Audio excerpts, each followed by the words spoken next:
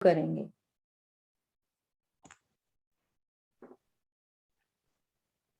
जय जिनेन्द्र।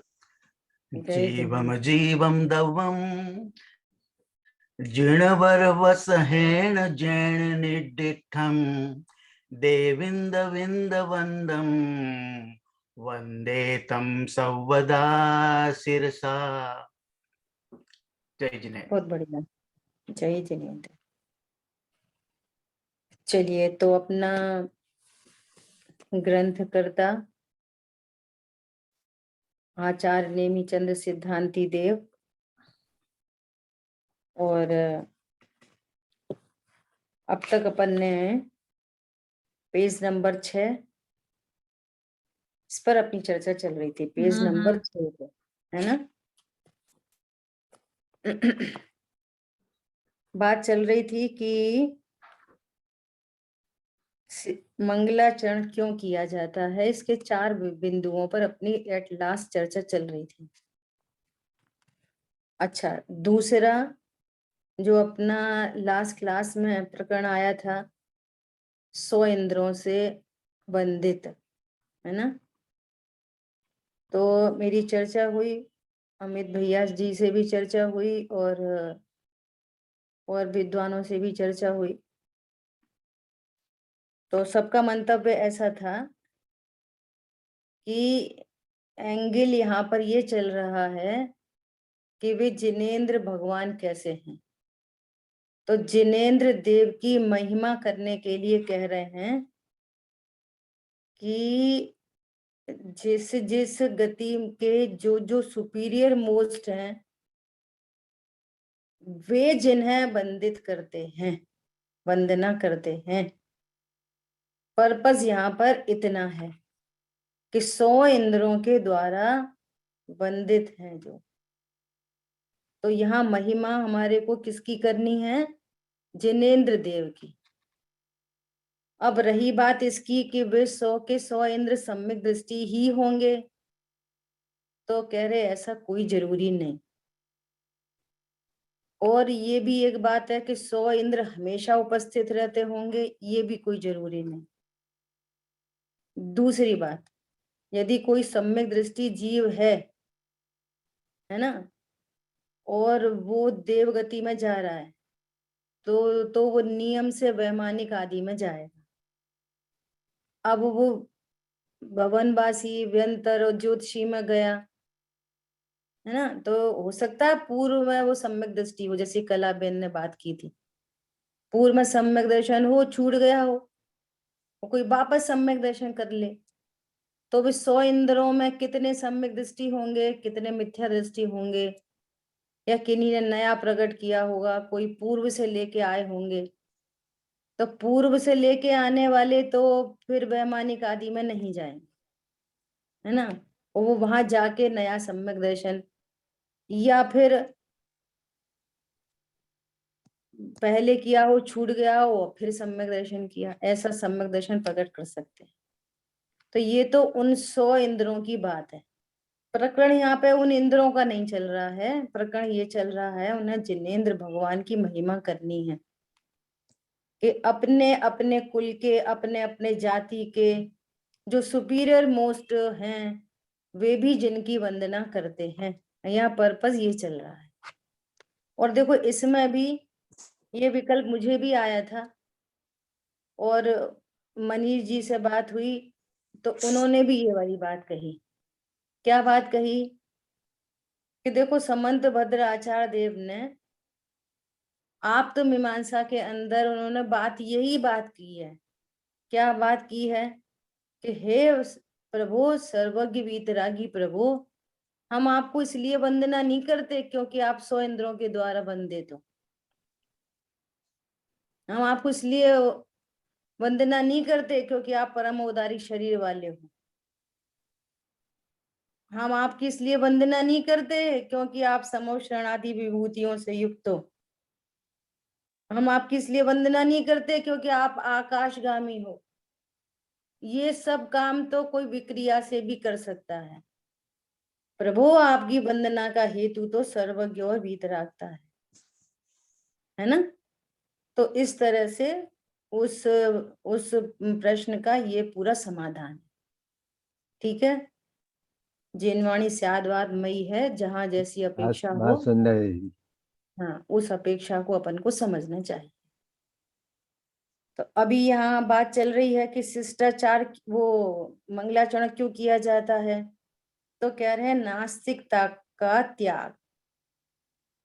नास्तिक, जो नास्तिक होते हैं वो किसी को नमस्कार नहीं करते, उनके लिए उनका कोई इष्ट देव नहीं है। तो हम मंगलाचरण कर रहे हैं और हम इष्ट देव को नमस्कार कर रहे हैं, इससे पता चलता है कि हम आस्तिक हैं, है ना। शिष्टाचार का पालन, ये शिष्टाचार है कि हम कभी भी कोई नए काम को शुरू करते हैं तो हम अपने इष्ट देव को, अपने बड़ों को याद करते हैं। देखो, अपने घरों में शादी हो, कुछ बच्चा हो, कुछ भी कैसा काम हो, तो सबसे पहले हम अपने यहाँ मंदिर जाने की प्रथा है ना। हम इष्ट देव को नमस्कार करें, अपने बड़ों को नमस्कार करें, तो ये शिष्टाचार है। तीसरी बात, पुण्य की प्राप्ति, है ना। और चौथी बात है कि विघ्न विनाश, अर्थात हम जिस कार्य को करने जा रहे हैं, हे प्रभु, इसमें कोई विघ्न ना आए, हमारी निर्विघ्न कार्य की सिद्धि हो। ऐसे ग्रंथकर्ता नेमिचंद्र सिद्धांति देव कह रहे हैं कि मैं इस द्रव्य संग्रह ग्रंथ को कहता हूं, इस ग्रंथ में मैं भगवान के द्वारा बताए गए जीव अजीव पदार्थों का, द्रव्यों का वर्णन करूंगा। तो इसमें इस ग्रंथ की निर्विघ्न समाप्ति हो, इसलिए वे अपने इष्ट देव को याद करते हैं। वे इष्ट देव कौन हैं? कि वे इष्ट देव हैं परिपूर्ण दशा को जिन्होंने प्राप्त किया है, ऐसे सिद्ध भगवान। परंतु हमारे प्रयोजन की सिद्धि अनंत भगवान से होती है। अनंत भगवान ने हमारे को निर्दिष्ट किया है, उन्होंने स्वरूप बताया है, तो हम अनंत भगवान को भी नमस्कार करते हैं, ऐसा उनका कथन है। अब कह रहे हैं 3 प्रकार से देव का कथन किया जाता है। किस प्रकार से? किस प्रकार से? इष्ट, अधिकृत और अभिमत। इष्ट मतलब अपने द्वारा पूज्य वह इष्ट हैं, जो अपने द्वारा पूज्य हैं। अधिकृत, अधिकृत मतलब ग्रंथ अथवा प्रकरण के प्रारंभ में नमस्कार के लिए जो विवक्षित हो, जैसे नमः श्री वर्धमानाय निर्धूत कलिलात्मने, है ना। वर्धमान भगवान को नमस्कार किया। किन्हीं ग्रंथों में नेमिनाथ भगवान को याद किया, किन्हीं में पार्श्वनाथ भगवान को याद किया। और अपन मूल से बात करें तो वीतरागता और सर्वज्ञता को नमस्कार किया, तो उसको कह रहे हैं अधिकृत। और अभिमत मतलब जो सब लोगों को विवाद के बिना मान्य हो। इस प्रकार से 3 प्रकार से हम देव को नमस्कार करते हैं। इसमें ये तीनों बातें घटित हों, कोई एक बात घटित हो, दूसरी बात घटित हो, तीनों बात घटित हो। ठीक है, इस प्रकार मंगल का व्याख्यान किया। यहाँ मंगल उपलक्षण पद है, सो कहा है। अब देखो, अब ये बहुत अच्छी चर्चा आ रही है। क्या कह रहे हैं? मंगलाचरण शास्त्र बनाने का निमित्त कारण, प्रयोजन, परिमाण, नाम और कर्ता, इन 6 अधिकारों की व्याख्या करने के पश्चात आचार्य शास्त्र का व्याख्यान करें। व्याख्यान करना किसके द्वारा? आचार्य देव द्वारा। किसका? शास्त्र का। पश्चात प्रथम क्या करके? तो क्या? व्याख्या करके। किसकी व्याख्या करके? 6 अधिकारों की। वे कौन से अधिकार हैं? मंगल, निमित्त, हेतु, परिमाण, नाम और कर्ता। इस प्रकार गाथा में कहे गए मंगल आदि 6 अधिकार भी जानना चाहिए। मतलब ये कहना चाह रहे हैं कि मंगलाचरण में इस तरह की 6 प्रकार की चर्चा हो सकती है। क्या क्या चर्चा होती है मंगलाचरण में? कि शास्त्र किस निमित्त से बनाया गया, तो जैसे अपन द्रव्य संग्रह जी ग्रंथ की बात करें, किसके निमित्त? तो सोम सेठ के निमित्त। प्रयोजन क्या है? प्रयोजन, शास्त्र बनाने का प्रयोजन शुद्ध आत्मा की प्राप्ति। उसका परिमाण कितना है? कि 58 गाथाएं। नाम क्या है? द्रव्य संग्रह जी ग्रंथ। इसके कर्ता कौन है? नेमीचंद्र सिद्धांति देव, है ना। इस प्रकार से इन मंगलाचरण में ये 6 प्रकार की चर्चा आती है। अब देखो स्टार्टिंग में जो चर्चा आई थी ना, एकदम स्टार्टिंग में, गाथा के पूर्वार्ध द्वारा मैं संबंध, अभिधेय और प्रयोजन को कहता हूँ, नेमीचंद्र सिद्धांति देव कह रहे हैं, है ना। तो उसका यहाँ पर पूरा ये बहुत सुंदर व्याख्या यहाँ पर आई है। देखो, गाथा के पूर्वार्ध से संबंध, अभिधेय और प्रयोजन सूचित किया है। किस प्रकार? विशुद्ध ज्ञान दर्शन जिसका स्वभाव है। सुनना, बहुत बहुत बढ़िया चर्चा है। 3 शब्द हैं, संबंध, अभिधेय और प्रयोजन। अपन शॉर्ट में बोलें तो इस शास्त्र का, इसकी गाथाओं का, इसकी टीका का, व्याख्या का संबंध क्या है? वाचक वाच्य संबंध है। वाचक वाच्य संबंध, है ना। इसकी चर्चा यहाँ करेंगे। वाचक वाच्य संबंध है, ये सब वाचक हैं और शुद्धात्मा वाच्य है। जो ये बताने जाएंगे वो वाच्य है, वो हमारा ज्ञान उसको ग्रहण करेगा। अब कह रहे हैं अभिधेय क्या है? कहने योग्य क्या है? व्याख्या करने योग्य क्या चीज है? 6 द्रव्य 7 तत्व का स्वरूप बताएंगे, लेकिन 6 द्रव्य 7 तत्व का स्वरूप बताना वास्तव में पर्पज नहीं, पर्पज है शुद्धात्मा ही कहने योग्य है। और प्रयोजन क्या है? कारण से कहें तो शुद्धात्मा की प्राप्ति, और कार्य से कहें तो रत्नत्रय की प्राप्ति, और पूर्णता के एंगल से बात करें तो परिपूर्ण सिद्ध दशा की प्राप्ति। 3 प्रयोजन हो गए, एक कारण रूप और 2 कार्य रूप, एक मोक्ष मार्ग और एक मोक्ष, एक अपूर्णता है और एक पूर्णता है। और इनका कारण कौन है? कि शुद्धात्मा। तो हमारा मूल में प्रयोजन क्या है? मैं शुद्धात्मा हूं ऐसा जानना, है ना। क्यों? जिसके आश्रय से प्रगटे सभी पूज्य पद दिव्य लीला। शुद्धात्मा जान लिया तो उसके आश्रय से सारे ही पूज्य पद प्राप्त होंगे। क्या देखें? सम्यक दर्शन को, संयम, साधु दशा को, है ना। वेद विज्ञान किया है, ये तो दौड़े दौड़े आएंगे। तो मूल में प्रयोजन क्या है? मूल में बोलो क्या प्रयोजन है? शुद्धात्मा की प्राप्ति। शुद्धात्मा की, शुद्धात्मा की प्राप्ति। अब देखना ये एकार्थवाची कितने शब्द हैं।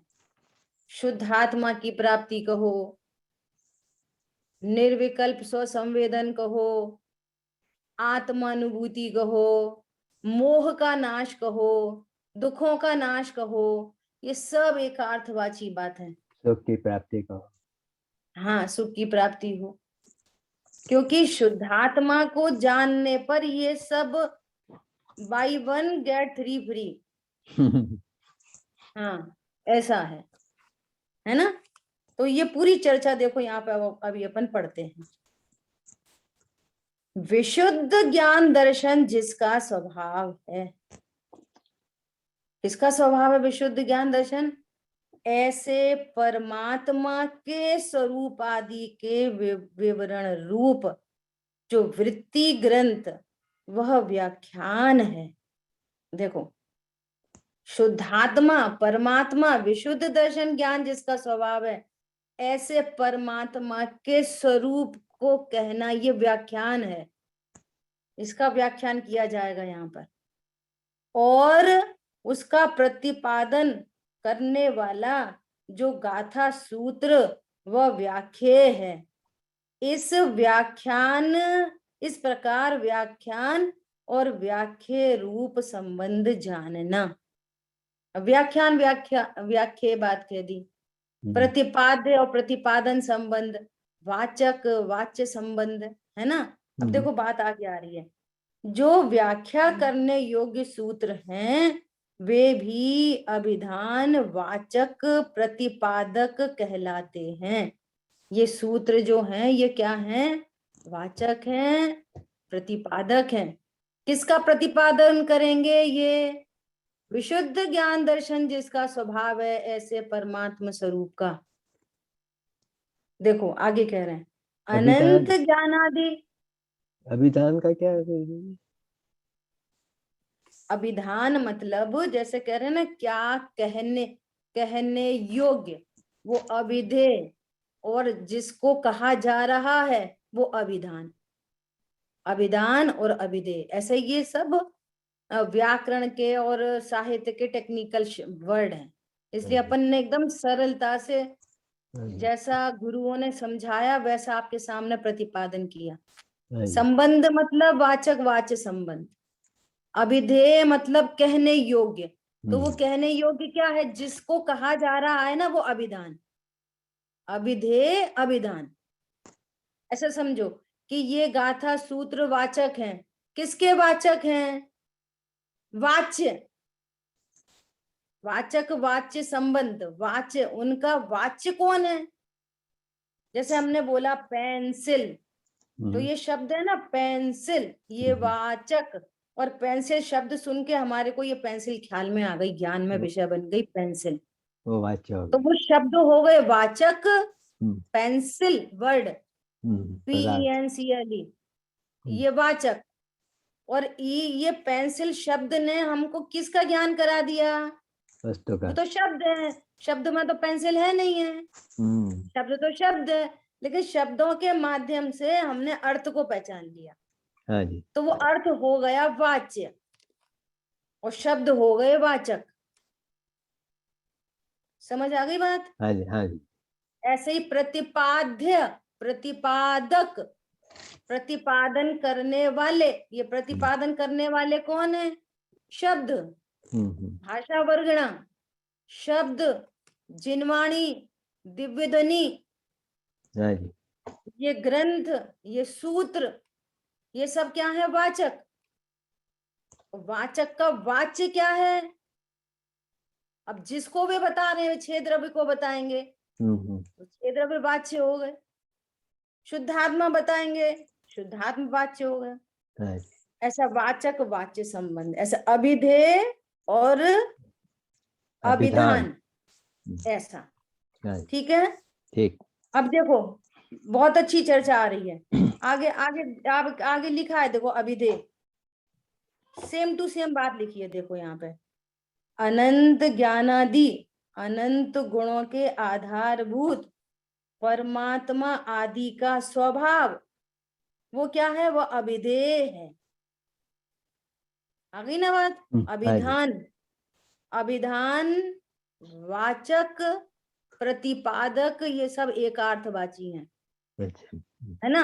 अब इनके पैरेलल में जहां अभिधान कहेंगे वहां अभिधेय, वाचक कहेंगे वहां वाच्य, और जहां प्रतिपादक कहेंगे वहां प्रतिपाद्य।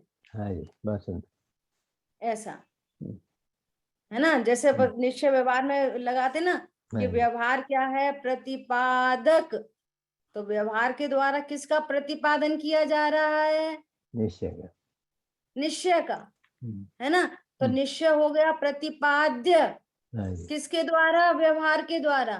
तो व्यवहार हो गया प्रतिपादक। इसी प्रकार से ये ग्रंथ, ग्रंथ में है व्याख्या है ना। सूत्रों में व्याख्या है, किसकी? किसकी? किसकी? बोलो किसकी? विशुद्ध दर्शन ज्ञान जिसका स्वभाव है ऐसे परमात्मा की। हाँ जी, तो वो उनमें परमात्मा में, निज भगवान आत्मा में, और इस ग्रंथ में, ग्रंथ के सूत्रों में, गाथा में, टीका में वाचक वाच्य संबंध है। हाँ जी, प्रतिपादक प्रतिपाद्य। हाँ, पर ये ग्रंथ प्रतिपादक है, शुद्धात्मा प्रतिपाद्य है। हाँ जी, ये ग्रंथ वाचक है, शुद्धात्मा वाच्य है ना। अब देखो हाँ जी, निश्चय व्यवहार दोनों की बात, बहुत गजब की बात आ रही है। क्या बोल रहे हैं? अनंत ज्ञानादि अनंत गुणों के आधार रूप परमात्मा आदि का स्वभाव ये अभिधेय है, वाच्य है, प्रतिपाद्य है। इसलिए कहने योग्य क्या है? शुद्धात्मा ही कहने योग्य है ना। अब देखो आगे कह रहे हैं, इस अभिधान अभिधेय का स्वरूप इस प्रकार अभिधान अभिधेय का स्वरूप जानना। क्या जानना? व्यवहार से छह द्रव्यादि का परिज्ञान। व्यवहार से छह द्रव्य आदि का परिज्ञान इस ग्रंथ का प्रयोजन है। व्यवहार से इस ग्रंथ में छह द्रव्य, सात तत्व, नौ पदार्थ का स्वरूप आने वाला है, मोक्ष मार्ग का स्वरूप आने वाला है, पंच परमेष्ठी भगवंतों का स्वरूप आने वाला है। तो ये पूरा स्वरूप जानना, इसका परिज्ञान ये व्यवहार से है। वास्तव में निश्चय से निज निरंजन शुद्धात्म संवित्ति से उत्पन्न निर्विकार परमानंद जिसका एक लक्षण है, ऐसे सुखामृत के रसास्वाद रूप स्वसंवेदन ज्ञान वह इस ग्रंथ का प्रयोजन है। ओहो, व्यवहार से छह द्रव्य सात तत्व की सबकी चर्चा आएगी, और जब उनके स्वरूप को समझेंगे तो उनके स्वरूप को समझने पर हमारे को भेद विज्ञान होगा। अरे हम तो अब अभी तक अपने को अजीब द्रव्य जान रहे थे, पुद्गल द्रव्य जान रहे थे, मोटा पतला गोरा काला जान रहे थे, तन उपजत अपनी उपज जान रहे थे, तन नशत आपको नाश जान रहे थे। लेकिन अब तो हमें ये पता चला, अरे मैं तो ज्ञान स्वरूपी भगवान आत्मा हूँ, अविनाशी हूँ। तो अब यहाँ पे पता चला कि ये पुद्गल तो स्पर्श रस गंध वर्ण मेड है, धर्म धर्म आकाश काल ये मुझसे भिन्न द्रव्य हैं। हाँ जी, मैं सोचता था कि मैं चलता हूँ, चलाता हूँ, रुकता हूँ, रोकता हूँ। अरे मैं तो ज्ञाता दृष्टा द्रव्य हूँ। हाँ जी, मैं सोचता था मैंने स्थान दिया, मैंने दुनिया को परमाया, मैंने ये कार्य किया, अरे मैं तो अकर्ता हूँ। तो इस ग्रंथ में सबकी चर्चा आएगी, अस्थि भी आएगी और नास्ति भी आएगी, तो उन सब का स्वरूप भी जानना। लेकिन हमारा पर्पस उनका स्वरूप जानना नहीं है। उनका स्वरूप इसलिए बताया कि तुम समझ रहे थे ये शरीर में हूं, तो ये कह रही है तो स्पर्श रस गंध वर्ण वाला है, और तुम तो चेतन हो। इस चेतन को बताने के लिए इसका स्वरूप बताया। क्या बोला? शरीर को बताया।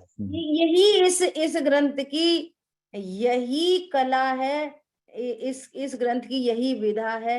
इसी प्रकार से यहाँ चर्चा आएगी, ऐसे ऐसे बात आएगी। पुद्गल का स्वरूप कहो तो अन्य ग्रंथों में कैसा आएगा? ऐसा आएगा, जो स्पर्श रस गंध वर्ण वाला है वो पुद्गल होता है। यहाँ पे कैसा आएगा? यहाँ पे चर्चा कैसी आएगी? जो ज्ञान स्वभाव से विलक्षण है, जिसमें ज्ञान नहीं है वो पुद्गल, जो आत्मा से भिन्न है सो पुद्गल है। यहाँ ऐसी चर्चा आएगी। बात करेंगे पुद्गल की, लेकिन वो आत्मा का स्वरूप कहते हुए पुद्गल की बात करेंगे। आत्मा का स्वरूप स्पर्शित करते हुए धर्म धर्म आकाश काल की बात करेंगे। शुद्धात्मा से विलक्षण भिन्न लक्षण वाला, अर्थात ये शुद्धात्मा नहीं है, ये जीव नहीं है। ऐसी चर्चा आएगी यहाँ पे, ऐसा है ना। तो क्या कह रहे हैं? निश्चय से तो इस ग्रंथ का प्रयोजन क्या है? सुखामृत के रसा स्वाद रूप स्व संवेदन ज्ञान इस ग्रंथ का प्रयोजन। बोलो, अपने अपने सबके प्रयोजन बना लेना।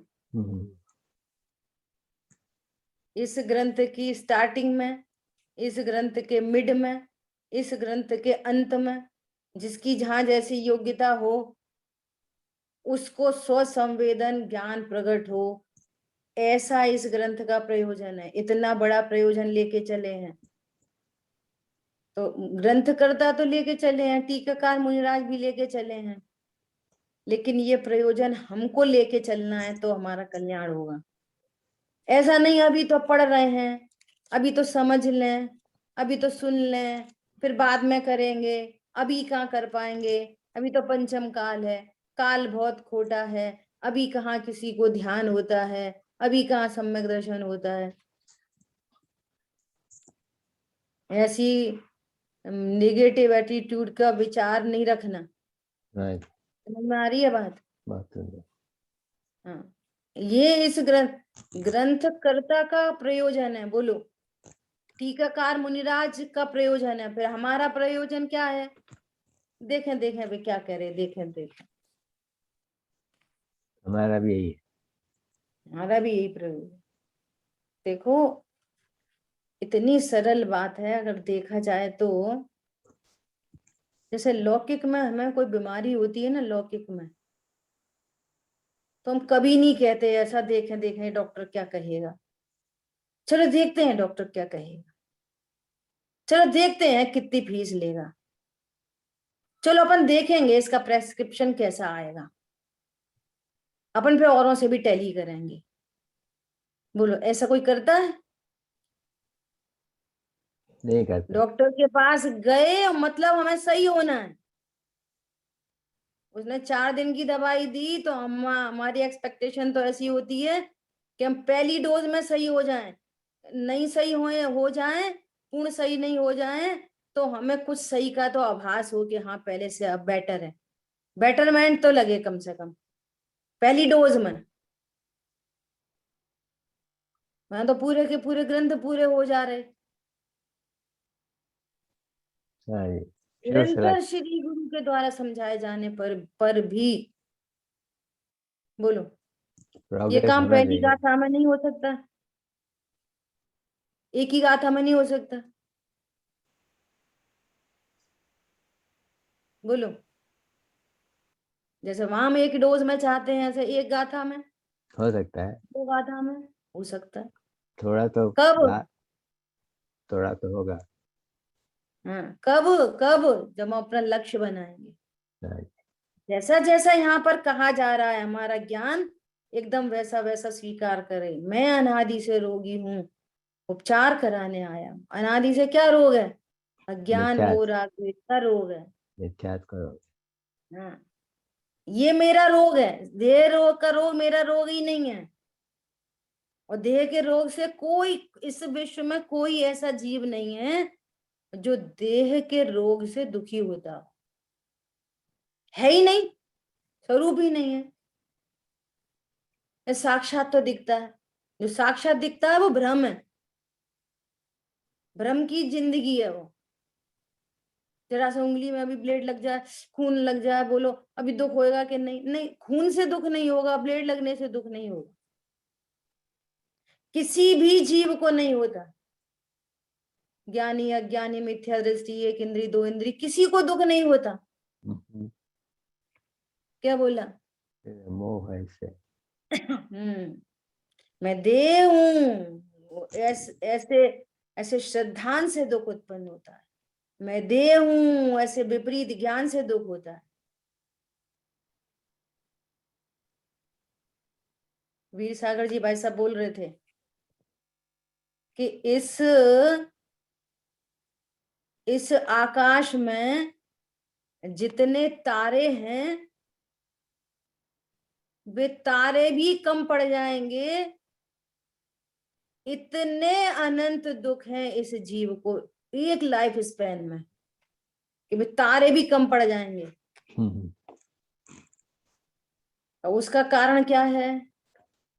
अज्ञान। उसका कारण क्या है? अज्ञान। हाँ जी। अज्ञान। समय और इस बात का पता चल जाना कि दुख का कारण अज्ञान है, ये बहुत बड़ी बात है। तो वो अज्ञान मिटाने की विधि में, प्रोसेस में अपने आप चला जाएगा, ऑटोमेटिक छटपटाएगा, मुझे सब में सच्चा ज्ञान प्रकट करना है, मुझे मेरे स्वरूप को जानना है।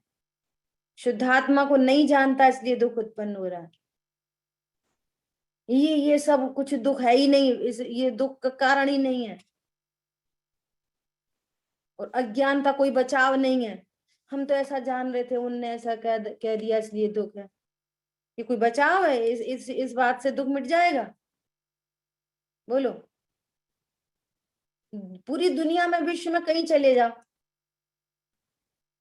अरे हमें पता ही नहीं था इसमें करंट है। ये पता नहीं का कितना बड़ा दुख है। पता नहीं, हमें पता ही नहीं इस बोतल में तो सिरप रखा था, तुमने कब तेजाब रख दिया, हमें पता ही नहीं।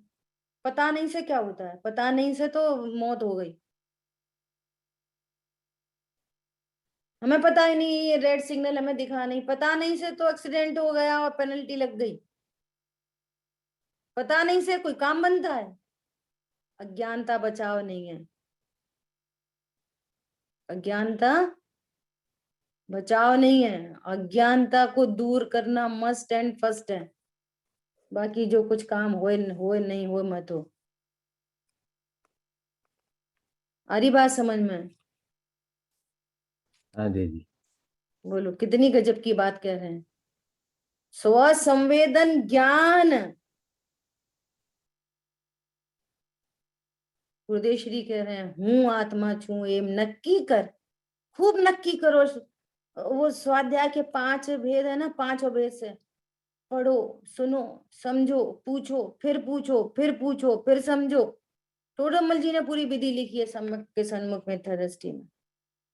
समझ में नहीं आती तो समान बुद्धि धारकों से पूछता है, उनसे समझ में नहीं आई तो दूसरों से पूछता है, गुरुओं से पूछता है। तो पूछने मात्र तक बात खत्म नहीं हुई अभी। फिर उन्होंने जैसा कहा वैसा अपनी परिणति में मिलान करता है। अच्छा, उन सामने बहुत लोग क्या करते हैं, आंसर ले लेते हैं बस, या बहुत लोग वक्ता को चेक करेंगे, नहीं तो बहुत लोग मैं हम भी पढ़ते हैं ये बताएंगे, फिर नहीं तो बहुत लोग ईमानदारी से प्रश्न पूछेंगे, फिर नहीं तो बहुत लोग आंसर में संतुष्ट हो जाएंगे। यहाँ कह रहे हैं आंसर भी मिल जाए तो बारंबार अपनी परिणति से मिलाना, और दोनों में मैचअप हुआ हो, और नहीं हुआ तो फिर पता करना। इतना जरूरी काम है ये। सुन लिया, मुश्किल से सुन लिया, सुना नहीं सुना, कम सुना, ज्यादा सुना, ठीक है बस। समझ में आ रही है बात? हाँ सुंदर जी। ऐसा क्या बोल रहे हैं, निर्विकार स्व संवेदन इस ग्रंथ का प्रयोजन है ना। और परम निश्चय से उस स्व संवेदन ज्ञान के फल रूप केवल ज्ञानादि अनंत गुण के साथ अविनाभावी निजात्म उपादान सिद्ध अनंत सुख की प्राप्ति इस ग्रंथ का प्रयोजन है। शुद्धात्म प्रभा जो अनुपम फल में, उसे खोजने आया। सेवा सत्य स्वरूप की यही प्रभु की सेव, जिन पूजा व्यवहार से निश्चय आत्म देव। देह देवल में देव है, द्रव्य कर्म भाव कर्म नो कर्म की कीचड़ के बीच में पंकज है, कीचड़ से भिन्न कमल, जो उस कीचड़ से लिप्त नहीं होता, ऐसा यहाँ शाश्वत देव विराजमान है। मैं ही भगवान आत्मा हूं। भगवान के नाम पर कोई और भगवान नहीं दिखे। भगवान शब्द बोला और मैं भगवान, मैं आत्मा। भगवान शब्द बोलो तो वही भगवान दिखाई देते। उन भगवान में भी प्रतिमा दिखती, बहुत घोटाला है। अभी बोलो आपसे कि सीमंदर भगवान को याद करो, तो जिनके मंदिर में जो सीमंदर भगवान की मूर्ति रखी है वो मूर्ति ज्ञान का गे बन जाए,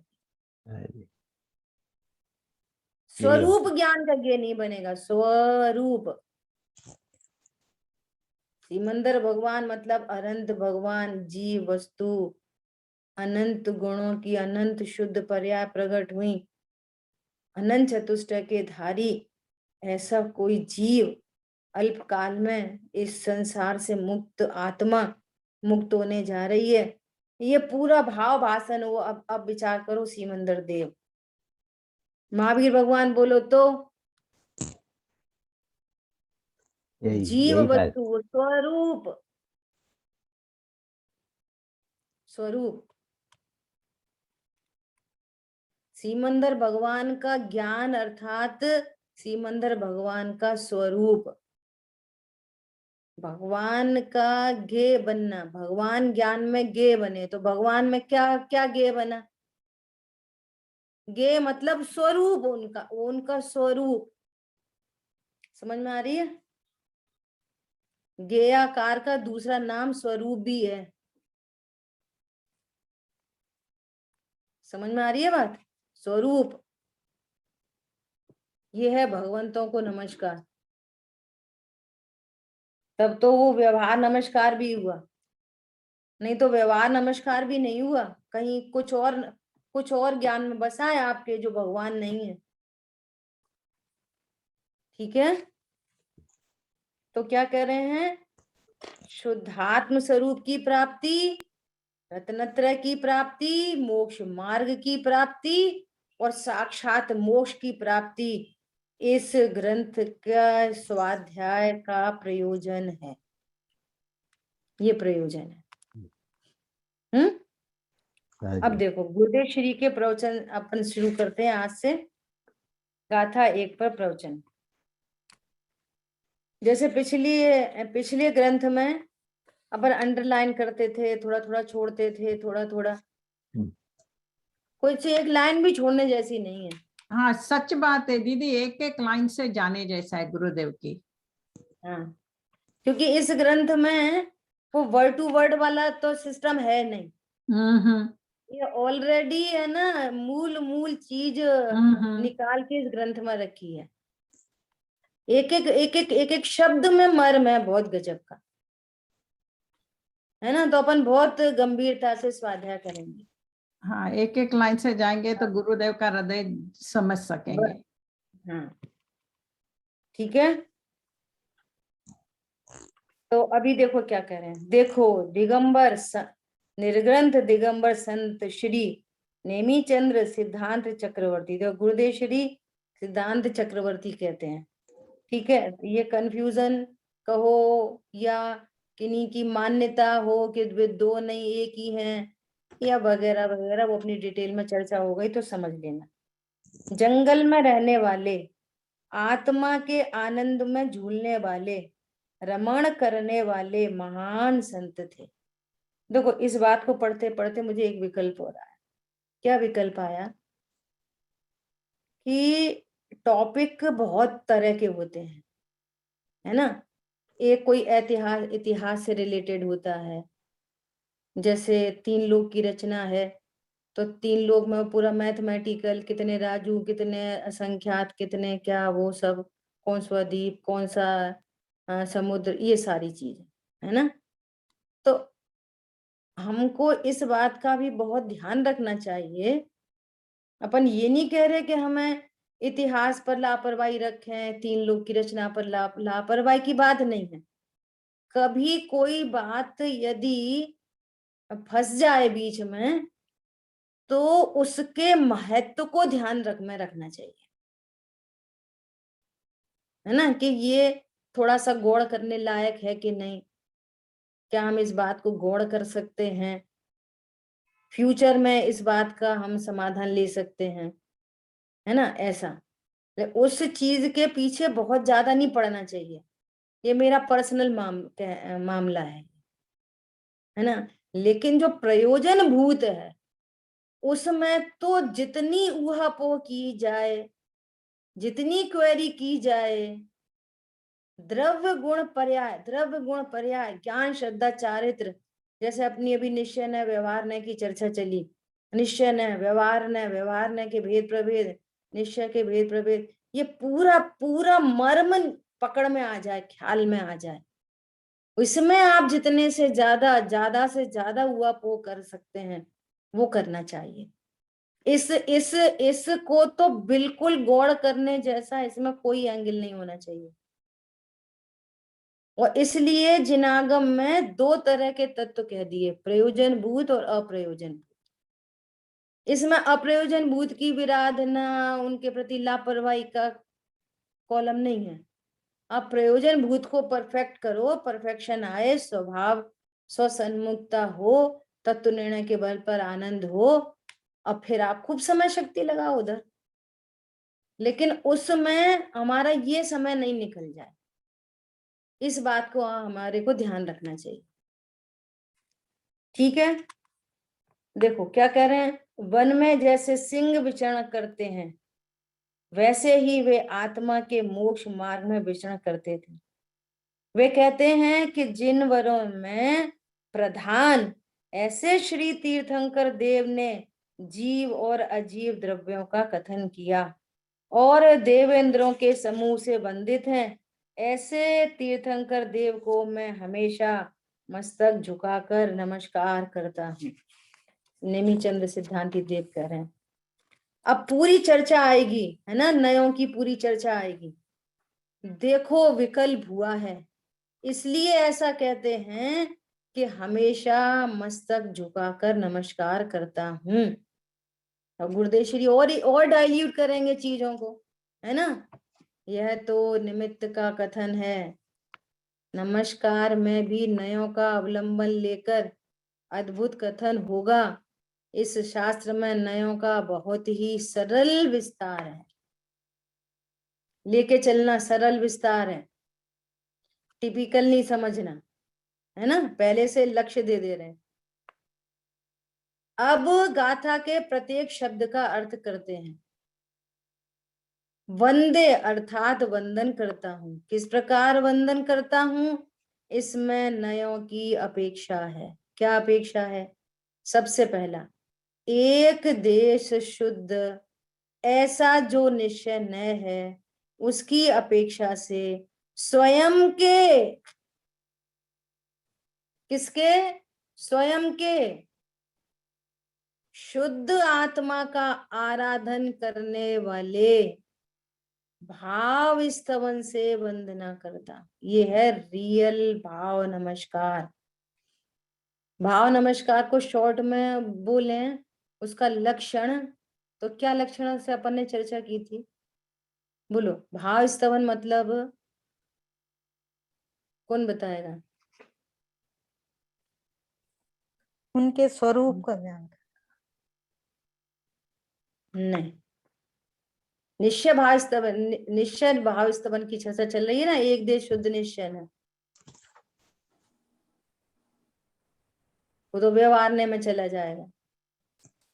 अर्थात रत्नत्रय की प्राप्ति होना वो भगवान का भाव स्तवन है। पंडित साहब की वो लाइन हमेशा याद रखो, क्या?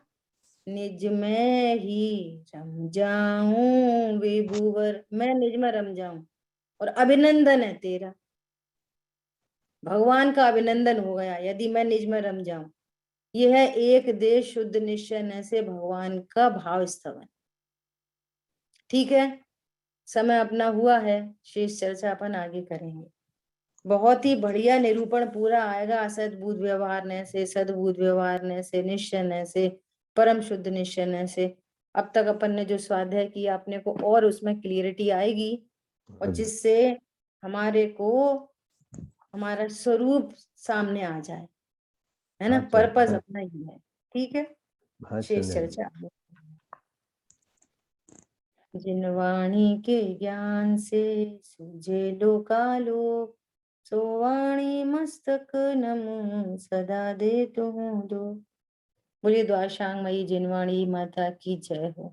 जय हो। बहुत सुंदर जी, थैंक यू। जय ओके। जिनेंद्र। कल का मंगलाचरण मनी बेन करेंगी, ठीक है, मनी बेन शाह। हाँ जी, ओके, सुधा बेन मणिबा ने बाई तो 6 पनवाड़ी का याद करा। हाँ, कई देश या ओके। जय जिनेंद्र। जय जिनेंद्र। जय जिनेंद्र।